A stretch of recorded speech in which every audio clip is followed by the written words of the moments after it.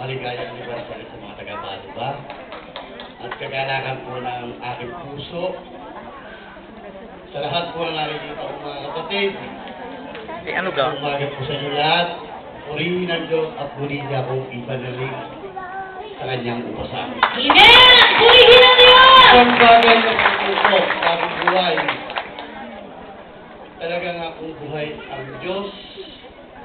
Kasi mula nung umuulo muli akong ikaroon tawag ng Diyos sa aking buhay, binuksan po niya ang Rotsano kung saan ang Milano 3 na dating cell group ng Milan ay doon kami nagkaroon ng Rotsano cell group mismo.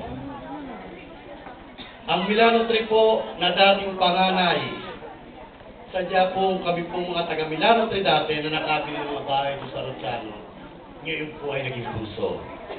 Purihin ng Diyos sapagkat ipinakikita po natin doon, ngayon po may gawain doon, na nakikita ka kaumpisa pa lamang, makikita mo yung kalooban ng Diyos.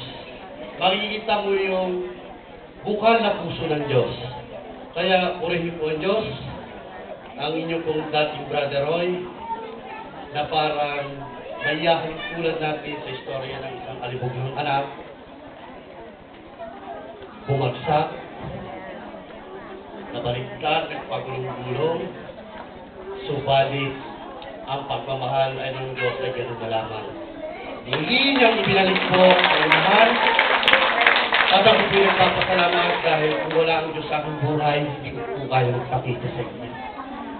Sapagkat nakakaharap po lang sa inyo sapagkat po ang Diyos ay sinasamahan ako. Kaya purihin po ang Diyos at maligayang paglalakbay patungo sa pagmamahal ng Diyos sa kahit saan. Purihin po ang Diyos.